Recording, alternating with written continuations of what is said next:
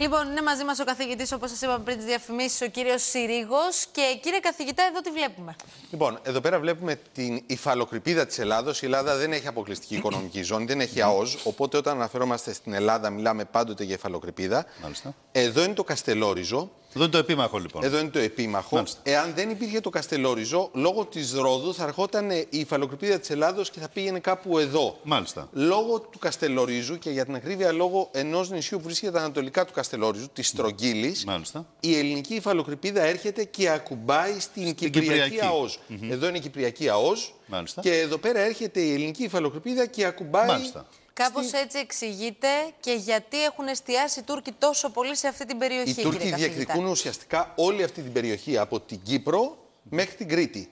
Μέχρι νότια της Κρήτης. Μέχρι και νότια της Κρήτης. Οπότε ενοχλούνται πάρα πολύ ότι λόγω του Καστελορίζου μπορούμε, λόγω του συμπλέγματος μάλλον, δεν είναι μόνο το Καστελόριζο, ακουμπάει η ελληνική υφαλοκρηπίδα την Κυπριακή ΑΟΣ. Αυτή είναι μια αμφισβήτηση παλιά της Τουρκίας, δεν είναι τωρινή.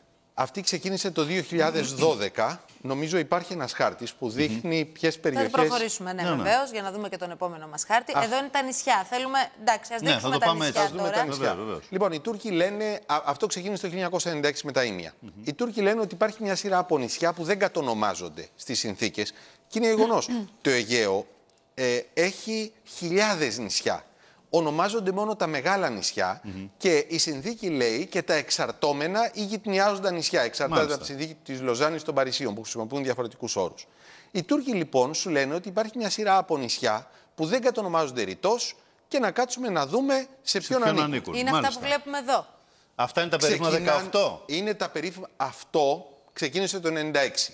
Το 1996 είχε πει η Τσιλέρ για 3.000 νησιά. Μετά το κατεβάσαν στα 100. Μετά χάθηκε. Το 2011-12 βγαίνει ένας Τούρκος βουλευτής των Γκρίζων Λύκων και λέει τι θα γίνει με τα 15 νησιά που κατέλαβαν οι Έλληνες. 18 πότε έγιναν?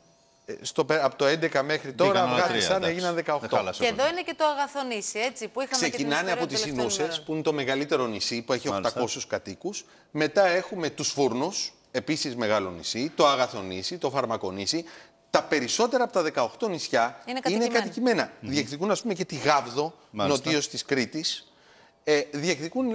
Οι Καλόγυροι, ας πούμε, είναι δύο βράχοι που είναι στη μέση του Αιγαίου. Είναι ανάμεσα στην Άνδρο και στη Χίο. Και μας λέγατε και στο διάλειμμα ότι οι Φούρνοι, για παράδειγμα, είναι ένα σύμπλεγμα νησιών. Έχουν 8 διαφορετικά νησάκια εδώ. Και εμείς βεβαίως το υπολογίζουμε ως ένα. Οι Τούρκοι αναφέρουν 8 νησιά. Στην πραγματικότητα είναι συμπλέγματα νησιών. Και το Φαρμακονήσι και το Αγαθονήσι και οι Φούρνοι είναι συμπλέγματα νησιών. Δεν είναι μόνο ένα νησί. Και βεβαίως. Κάποια από αυτά είναι κατοικημένα, κάποια από αυτά είναι ακατοίκητα όπως είναι οι Καλόγεροι στο Αιγαίο. Οι Καλόγεροι έχουν στρατηγική όμως σημασία, διότι επειδή έχουν χωρικά ύδατα, κλείνουν όλο το Αιγαίο σε περίπτωση αυξήσεως των χωρικών υδάτων στα 12 μίλια. Λοιπόν, οι Τούρκοι είπαν προχθές ότι ο Έλληνας Πρωθυπουργός πήγε σε τουρκικό νησί. Αυτό το κάνουν διαρκώς οι Τούρκοι. Η συνθήκη της Λοζάνης λέει ότι η τουρκική κυριαρχία σταματάει στα 3 μίλια, όχι στα 3 ναυτικά μίλια, στα 3 μίλια που είναι μικρότερα από τα 3 ναυτικά μίλια, από τις τουρκικές ακτές. Αυτό σημαίνει ότι δεν μπορούν να διεκδικήσουν το Αγαθονήσι και αυτά τα νησιά. Από το 1996 αμφισβητούν, δεν λένε ότι μας ανήκουν 100%, λένε ότι είναι γκρίζες ζώνες. Ελάτε να συζητήσουμε. Και εκείνο που κάνουν συνήθως, και ξεπεράσαν στην περίπτωση του ταξιδιού με τον Πρωθυπουργό, στέλνουν ραδιοσύματα. Όταν πετάει κάποιο ελικόπτερο στην περιοχή ή κάποιο πτυτικό μέσο, λένε μπαίνετε σε τουρκικό εναέριο χώρο. Αυτό το κάνουν γιατί, για να παγιώσουν αυτή την αντίληψη? Το κάνουν για να περάσουν την αντίληψη, ναι, βέβαια, συστηματικά. Και να πούνε ότι το κάνουμε όλα αυτά τα χρόνια. Εδώ είναι αυτό το κομμάτι για το οποίο μας λέγατε νωρίτερα, κύριε καθηγητά. Εδώ πέρα βλέπουμε τι διεκδίκησαν οι Τούρκοι πάνω το 1974 και εδώ πέρα βλέπουμε τι διεκδίκησαν τον Απρίλιο του 2012. 6 μέρες πριν τις εκλογές του Μαΐου του 2012, έρχονται και διεκδικούν. Εδώ είναι το Καστελόριζο, εδώ είναι η Ρόδος. Έρχονται και διεκδικούν όλο ουσιαστικά το κομμάτι που πιάνει το Καστελόριζο και ένα μεγάλο κομμάτι από την υφαλοκρηπίδα της Ρόδου. Αυτός είναι και ο λόγος. Και μάλιστα την ίδια περίοδο, το 2011, οι Τούρκοι λένε, με συνέντευξη του Νταβούτογλου, αλλά το είχε πει και στις διερευνητικές συνομιλίες, άλλο το Αιγαίο σου λέει, εδώ πέρα, και άλλο το Καστελόριζο που ανήκει στην Ανατολική Μεσόγειο. Όταν ανήκει στην Ανατολική Μεσόγειο, εκ των πραγμάτων είναι ένα μικρό σύμπλεγμα νησιών μπροστά σε μια τεράστια τουρκική ακτή. Γι' αυτό η ελληνική θέση παγίως είναι από τον Εύρο έως το Καστελόριζο στη Στρογγύλη. Ενιαία οριοθέτηση. Νομίζω ότι πήραμε πολύ καλή αφορμή για τη συζήτησή μας. Ελάτε, κύριε καθηγητά, να καθίσουμε για να βρούμε και τον καθηγητή Διεθνών Σχέσεων στο Πάντιο Πανεπιστήμιο. Ο κύριος Κερίδης είναι εδώ κοντά μας. Καλώς ήρθατε, κύριε καθηγητά. Καλημέρα σας. Μετά από πολύ καιρό, κύριε Κερίδη. Σας έχουμε κοντά μας. Είμαστε φιλόξενοι η παρέα εδώ. Θα περάσετε καλά. Ευχαριστώ πολύ. Βέβαια, έχετε και τον καλό φίλο συνάδελφο στο ίδιο τμήμα εδώ στο Πάντιο. Λοιπόν, προτείνω, αφού δείξαμε και αυτούς τους χάρτες, κύριε Κερίδη, να δούμε τις φωτογραφίες που έχουν δημοσιοποιηθεί στο militaire.gr. Χθες ο Αλφα βεβαίως και ο Δήμος Βερίκιος τις έδωσε στη δημοσιότητα. Βλέπουμε λοιπόν μέσα από το Σινούκ φωτογραφίες ακριβώς που έχουν τραβηχθεί κατά τη διάρκεια των παρενοχλήσεων, και με αυτές τις φωτογραφίες είναι περίπου σαν να ενισχύεται η ελληνική επιχειρηματολογία, έτσι δεν είναι, κύριε καθηγητά? Είναι τα ντοκουμέντα. Έτσι, λοιπόν, κοιτάξτε, έχουμε δύο μεγάλες ομάδες πραγμάτων που πρέπει να πούμε. Καταρχήν το ευρύτερο και το συγκεκριμένο. Ως προς το ευρύτερο, θα σας έλεγα τούτο, ότι είμαστε υποχρεωμένοι να κάνουμε διάλογο με την Τουρκία. Αυτό μας διδάσκει η εμπειρία των διεθνών σχέσεων. Η εναλλακτική είναι η κρίση, η ένταση και ο πόλεμος που δεν τον θέλουμε. Κατά το δυνατόν να κάνουμε διάλογο και να κρατάμε την ένταση σε χαμηλό επίπεδο. Δεύτερον, λύση, θα σας πω, λύση στο ελληνοτουρκικό πρόβλημα δεν μπορεί να υπάρξει. Και δεν μπορεί να υπάρξει, εν πάση περιπτώσει, ας πούμε, εύκολα να υπάρξει. Διότι αυτά που ζητάνε οι Τούρκοι, καμία ελληνική κυβέρνηση δεν πρόκειται να τα δώσει και καμία τουρκική κυβέρνηση δεν πρόκειται να υποχωρήσει από αυτά που ζητάει. Άρα είμαστε εδώ για να μείνουμε. Θέλω να πω ότι αυτό θα έχει έναν ορίζοντα μακροπρόθεσμο. Όσο και αν καμιά φορά δαυκαλιζόμαστε και θέλουμε να επιζητούμε γρήγορη λύση και καμιά φορά με επιπολαιότητα οι κυβερνώντες. Το τρίτο θα σας έλεγα ότι μια κυβέρνηση που βρίσκεται αντικειμενικά, δεν θέλω να πάρω πολιτική θέση, αλλά αντικειμενικά σε αποδρομή, κλείνει τη θητεία της στην τετραετία, είναι αστείο να συζητάμε ότι μπορεί να λύσει την χρονίζουσα ελληνοτουρκική διαφορά. Πιστεύετε είναι ένας ότι μπορεί να υπάρχει κάτι τέτοιο? Βοναπαρτισμός, αυτά που λένε κατά καιρούς και ο Αλέξης Τσίπρας, ότι το μοντέλο των Πρεσπών είναι μοντέλο και για την υπόλοιπη λύση των εθνικών μας. Δημιουργήθηκε προημερών ένα καλύτερο κλίμα, υποθέσαμε, κύριε Κερίδη. Δηλαδή, είδαμε τον Πρωθυπουργό να συνομιλεί με τον Τούρκο Πρόεδρο επί 2,5 ώρες. Κανείς βέβαια δεν έμαθε τίποτα από αυτή τη συνάντηση. Αλλά δημιουργήθηκε η αίσθηση, η εντύπωση, ότι κάτι καλύτερο πάει να γίνει σε επίπεδο κλίματος τουλάχιστον. Θα υπάρχει αυτό το σκαμπαναέβασμα, δεν υπάρχει εμβόλια. Να σας ολοκληρώσω τώρα για το ευρύτερο και να σας πω ότι έχουμε ένα μπαράζ δηλώσεων, πολλές από αυτές ανερμάτιστων, όπως αυτές του κυρίου Τσιρόνη, γιατί το προφανές, η εξωτερική πολιτική δεν είναι μάθημα γεωγραφίας. Εμπλέκονται πολύ ευρύτερα ζητήματα, νομικά ζητήματα, πολιτικά ζητήματα, τα υπενήχθηκε και ο Άγγελος προηγουμένως.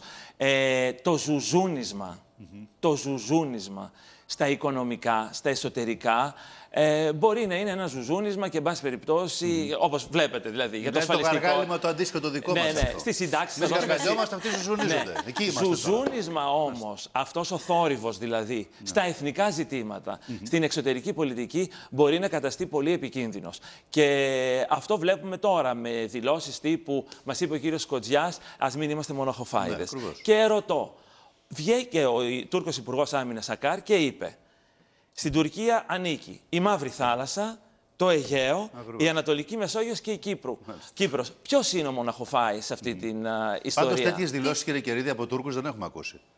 Που να αμφισβητούν δικά τους εδάφη, να λένε ότι να μην είμαστε μοναχοφάιδες, να λένε μοντέλο Πρεσπών για όποια λύση. Κανείς δεν τα έχει πει. Εκεί είναι σε μια γραμμή πάγια η Τουρκία. Κοιτάξτε, δεν είμαι της άποψης ότι η ελληνική εξωτερική πολιτική απέτυχε. Γιατί υπάρχει και αυτός ο μηδενισμός. Ξέρετε, ό,τι και αν πιστεύουμε εμείς για την εξωτερική μας πολιτική. Ό,τι και αν πιστεύουμε, να το πούμε αυτό, να το καταλάβει και ο κόσμος. Ό,τι και αν πιστεύουμε εμείς για την εξωτερική πολιτική, και καλά κάνουμε να ασκούμε κριτική για να την κάνουμε καλύτερη.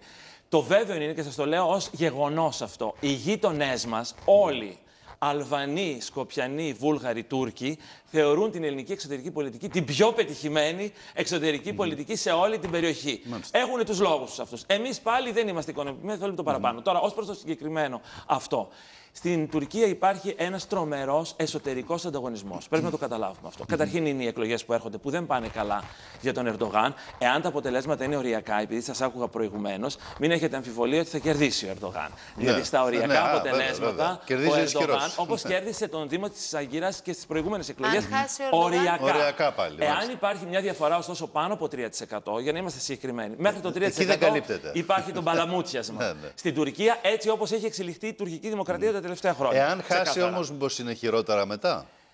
Ακριβώς εδώ θα έρθω. Λοιπόν, υπάρχει ο μεγάλος κίνδυνος να χάσει για τον ίδιο την Άγκυρα, που είναι εμβληματικός δήμος, ο δεύτερος μεγαλύτερος μετά την Κωνσταντινούπολη, και βεβαίως η Σμύρνη, την οποία παραδοσιακά χάνει και κερδίζουν οι κεμαλιστές. Η οικονομία στην Τουρκία δεν πάει καλά. Έχει μπει σε ύφεση μετά από 10 χρόνια μεγάλης ανάπτυξης. Η τουρκική λίρα αρχίζει ξανά κλειδονίζεται και υπάρχουν μια σειρά αποζητήματα. Αν χάσει, ποιον Ερντογάν θα δούμε, κύριε καθηγητά? Κοιτάξτε, θα κλιμακωθεί αυτή η ένταση από τη στιγμή που ο Ερντογάν έχει προσετεριστεί τους γκρίζους λύκους, τους εθνικιστές, για να έχει αυτό το 50-1% το απαραίτητο. Μια και το σύστημα στην Τουρκία, μετά την προεδρική μετάλλαξη, οδηγείται σε έναν διπολισμό. Δύο παρατάξεις. Το προεδρικό σύστημα αναγκαστικά, σε αντίθεση με το κοινοβουλευτικό, στο οποίο χωρούν πολλά κόμματα, θέλει δύο μεγάλες παρατάξεις και το 50-1%. Διότι το βασικό αξίωμα είναι ο πρόεδρος. Η προεδρία βγαίνει με το 50-1. Άρα έχει πάρει τους εθνικιστές και έχει προσεντενιστεί πλήρως και υιοθετήσει τον τουρκικό εθνικισμό. Τώρα, ποια είναι η μάχη? Η μάχη που γίνεται στο εσωτερικό της Τουρκίας έχει να κάνει με τα ιερά και όσια του κεμαλισμού. Ο Ερντογάν προχωράει σε επαναπροσδιορισμό της Τουρκίας, δεν υπάρχει καμία αμφιβολία. Σε αυτό το πλαίσιο εντάσσεται η άποψή του για την Αγία Σοφιά. Η Αγία Σοφιά είναι όχημα εναντίον των κεμαλιστών. Μας παίρνει και μας συμπάλα. Και την παγκόσμια κληρονομιά, όπως είπατε εσείς, UNESCO, είναι όλα αυτά η Αγία Σοφιά. Μπορεί να το κάνει αυτό? Βεβαίως. Ή απειλεί απλώς? Το απειλεί, το γαργαλάει, το βάζει και εξάπτει τα θρησκευτικά αισθήματα της μεγάλης πλειοψηφίας των Τούρκων. Ο ίδιος το λέει, το κάνει για να μην υπάρχει στήριο. Να είναι ανοιχτό ως θρησκευτικό τέμενος, να μην υπάρχει στήριο ως μουσείο. Και όπως μπαίνουν στο μπλε τζαμί απέναντι, το οποίο δεν λειτουργεί ως τζαμί, αλλά είναι τζαμί, έτσι να γίνει και για Σοφιά. Εκεί δεν πληρώνεις, μπαίνεις κανονικά. Θέλει να ανατρέψει την κοσμική κληρονομιά των κεμαλιστών. Αντίστοιχα και στη Λοζάνη, έρχεται και λέει, τα σύνορα της Λοζάνης μας έχουν περιορίσει, ενώ μέχρι χθες λέγαμε ότι είναι μια διπλωματική και την αμφισβητεί. Έρχονται οι κεμαλιστές τώρα σε άμυνα και αυτοί είναι που βάζουν τα 18 νησιά. Ο Κιλιντζίρογλου είναι ο βασικός υποκινητής από το 2013 και μετά και λέει, σε εμάς θα πείτε για εθνικές υποχωρήσεις την ώρα που εσείς... Και γίνεται αυτή η διελκυστίδα μεταξύ των δύο. Το κρίσιμο για μας, για να κλείσουμε, είναι τι κάνουμε από εδώ και πέρα. Η Τουρκία έχει δυναμώσει πολύ, είναι μια οικονομία κοντά στο 1-3. Είναι πολύ κρίσιμη η ακύρωση του συμβολέου των F-35. Γιατί καλά όλα αυτά, καλά τα Σινούκ, καλά τα F-16, με τα F-35 η Τουρκία στην παραγωγή 100 αεροσκάφη περνάει σε νέα φάση και η ισορροπία στο Αιγαίο ανατρέπεται. Πρέπει με συμμαχίες με το Ισραήλ, με τον ένα με τον άλλο, να προσπαθήσει η ελληνική διπλωματία να κινηθεί στην κατεύθυνση της ακύρωσης των F-35. Τα πράγματα δεν είναι εύκολα. Σημαντικό αυτό που για να δείτε τώρα τις διασυνδέσεις. Διότι στο μεταξύ έρχεται ο Τραμπ, και κλείνω, έρχεται ο Τραμπ και αναγνωρίζει. Προσέξτε τώρα την κυριαρχία του Ισραήλ στα Γκολάν. Τι σημαίνει αυτό τώρα για την Ελλάδα? Εμείς είμαστε σύμμαχοι με το Ισραήλ και με την Αμερική. Όμως η αναγνώριση ενάντια στο διεθνές δίκαιο της κυριαρχίας του Ισραήλ σε ένα συριακό έδαφος. Μας φέρνουν σε δύσκολη θέση εμάς. Βεβαίως, διότι εμείς έχουμε αντίστοιχα ζητήματα στην Κύπρο. Φανταστείτε τώρα λοιπόν, εμείς με ποιους θα πάμε? Βεβαίως θα καταδικάσουμε τυπικά. Είναι πολύπλοκο το παιχνίδι. Είναι πάρα πολύ περίπλοκο και θέλει μεγάλη προσοχή. Σας ευχαριστούμε πάρα πολύ. Κύριε Κερίδη, θα τα ξαναπούμε. Ελπίζω και εύχομαι εγώ. Ευχαριστούμε πολύ και τον κύριο Συρίγο. Ευχαριστούμε και για όλη τη βοήθεια.